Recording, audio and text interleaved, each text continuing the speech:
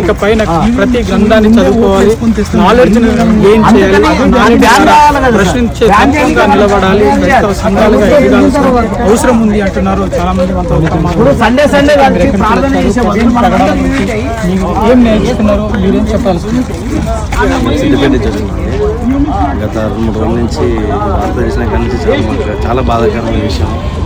Praveen pastor దగ్గర మేము నేర్చుకుంది ఏంటంటే హిందూలా చూడకుండా, క్రిస్టియన్లా చూడకుండా ఒక మనిషిలాగా చూడమని ఆయన దగ్గర నుంచి మేము నేర్చుకుంది ఇదే. కానీ అది జరిగిన సంగతి చాలా బాధాకరమైంది. కానీ అది చాలా కంపల్సరీ మేము చూసినంత వరకు అయితే, ఈ ఒక వీడియోస్ ఫోటో చూసినంత వరకు అయితే అది కంపల్సరీ హత్యనే. సో ఇది ఆంధ్ర వాళ్ళు ఇప్పటి వరకు అయితే దాని రిజల్ట్ అనేది, ఇన్వెస్టిగేషన్ అయితే ఇంకా ప్రాపర్గా జరిగించలేదు. మన తెలంగాణ నుంచి అయినా జరిగించాలని చాలా బాధతోటి మాట్లాడుతున్నాం అండి.